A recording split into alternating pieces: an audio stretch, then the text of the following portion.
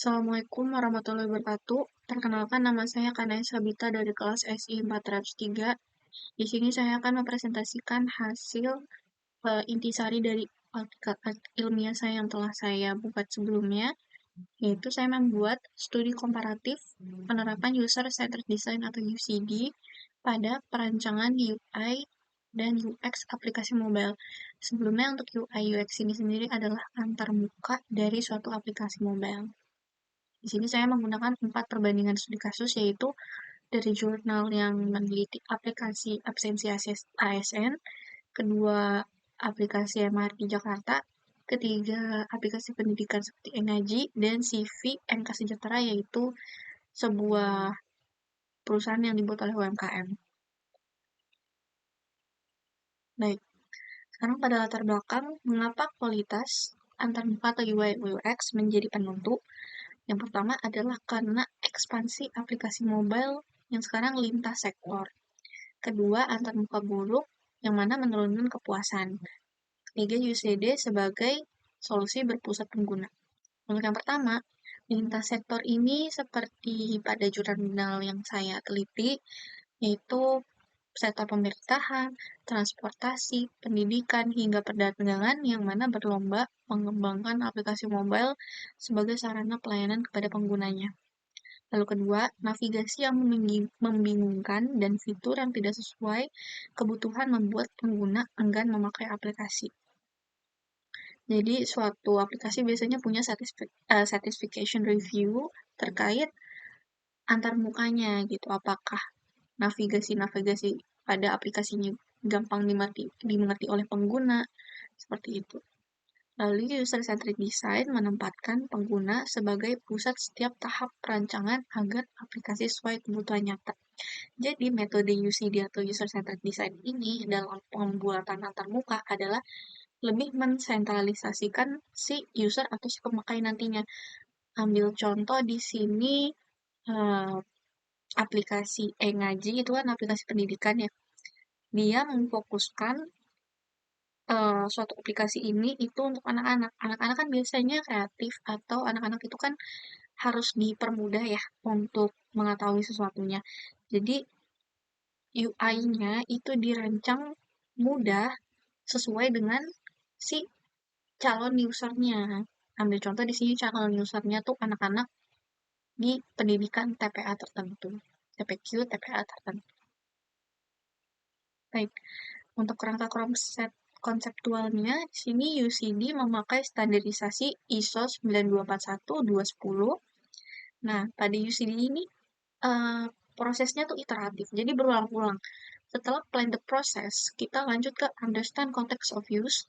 Lalu ketiga ada specify user requirement. Keempat, product design solution. Lalu terakhir ada evaluasi desainnya. Jadi dari evaluasi desain kita balik lagi ke understand context of use. Jadi diulang-ulang prosesnya sampai ketemu titik akhirnya. Lalu ada 5 dimensi usability menurut Nielsen, yaitu ada learnability, efficiency, memorability, errors, dan satisfaction. Learnability itu artinya aplikasi ini sesuai dan fokusnya untuk di sana. Kalau efisiensi, aplikasi ini tuh efisien, jadi tidak tertutup-tutup atau terlalu banyak redundansi. 3, memorability, itu aplikasi ini dapat pengguna ingat, seperti navigasinya mudah diingat. Lalu errors, lalu terakhir ada satisfaction atau kepuasan si penggunanya. Baik, untuk metode penelitiannya, analisis dokumen atas 4 studi kasus. Pendekatannya memakai deskriptif kualitatif dan bukan SLR atau systematic literature review. Sini kenapa bukan pakai SLR? Karena SLR menelusuri dan mensintesis seluruh literatur relevan secara sistematis berdasarkan protokol percaya tertentu. Penelitian ini justru sengaja memilih 4 artikel yang mempresentasikan penerapan UCD pada domain yang berbeda, lalu membandingkan unsur penerapannya secara mendalam sebagai studi kasus komparatif.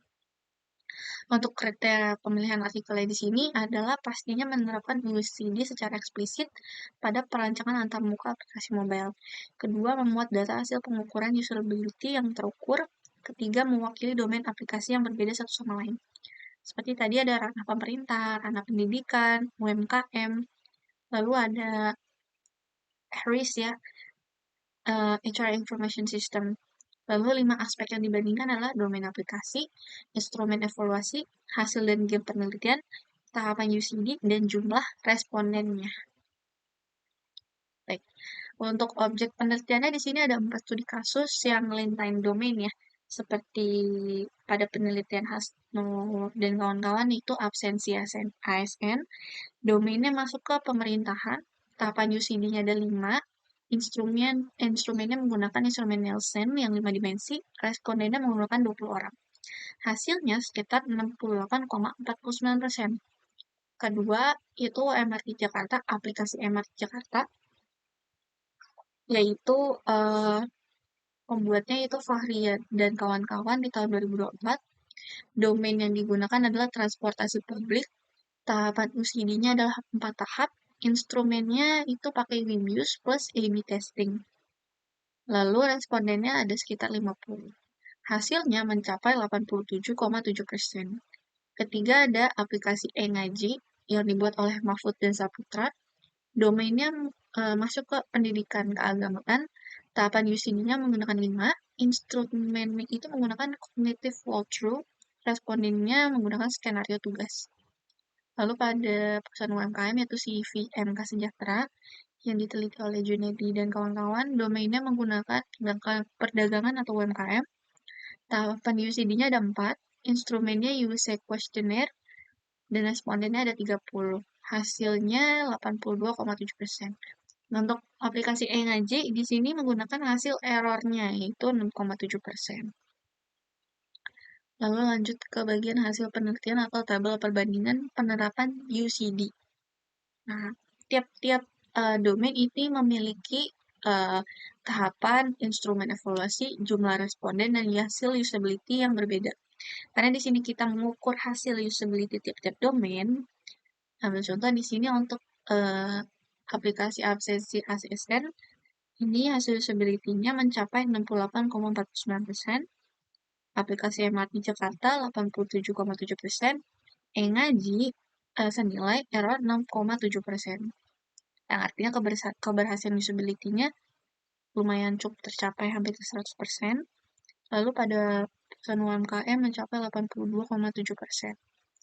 Rentang capaian usability keempat studi adalah sekitar 68,49% sampai dengan 87,7%, yang mana seluruhnya berada di atas ambang layak digunakan.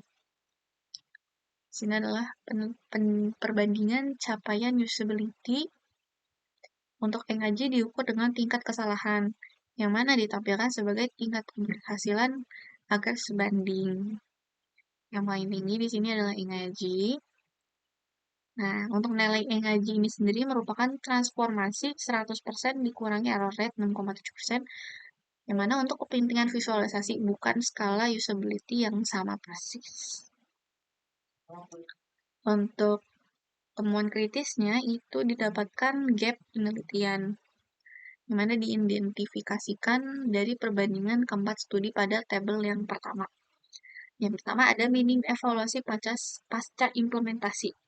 Keempat studi ini berhenti pada tahap prototype atau evaluasi awal, di mana belum menguji usability pada penggunaan nyata dalam jangka yang panjang. Kedua, instrumen evaluasi belum dikombinasikan. Belum ada studi yang menggabungkan pendekatan kualitatif atau kuesioner dan kualitatif walkthrough atau observasi yang sekaligus. Ketiga, perbaikannya belum menyeluruh. Sebagai studi, ambil contoh tadi pada saat aplikasi ASN ya, absensinya hanya membenahi front-end tanpa menyentuh back-end, sehingga dimensi error-nya kurang membaik. Untuk yang keempat, itu minim pengujian di lingkungan nyata. Prototipe pada aplikasi CVMK Sejahtera belum diuji pada perangkat maupun pengguna nyata di luar lingkungan terbatas. Lalu di sini ada 3 temuan kunci analisis komparatif. Yang pertama, UCD ini bersifat adaptif karena jumlah tahapannya bervariasi, ada yang 4 sampai 5 langkah pada jurnal yang sebelumnya, tanpa menghilangkan esensi pendekatan berpusatnya tetap pada pengguna. Jadi dapat disesuaikan dengan cakupan proyek. Kedua, instrumennya menyesuaikan karakteristik pengguna. Pengguna anak-anak seperti Engaji lebih sesuai dievaluasi kualitatif atau dengan walkthrough. Pengguna dewasa dan sampel besar seperti MRT dan CV atau perusahaan UMKM itu lebih sesuai kuesioner terstandar. Lalu terakhir, A/B testing memberi bukti paling meyakinkan. Seperti contoh di sini untuk aplikasi MRT Jakarta mencapai hasil tertinggi 87,7% karena metode evaluasinya komparatif langsung dan lebih persuasif dibanding pengukuran skala tunggal. Baik, untuk kesimpulannya, UCD ini efektif lintas domain, namun perlu ditindaklanjuti pada evaluasi jangka panjang. Dan juga ditemukan bahwa rentang peningkatan usability setelah penerapan UCD itu cuma sekitar 68,49% sampai dengan 87,7%. Dan simpulan lainnya adalah UCD diterapkan secara konsisten melalui kerangka tahapan yang serupa 4-5 langkah pada seluruh domain aplikasi. Kedua, pemilihan instrumen evaluasi usability sebaiknya disesuaikan dengan karakteristik pengguna sasaran, bukan yang berseragam. Ketiga, penelitian lanjutan perlu mengkombinasikan evaluasi kuantitatif dan kualitatif, serta menindaklanjuti gap yang teridentifikasi.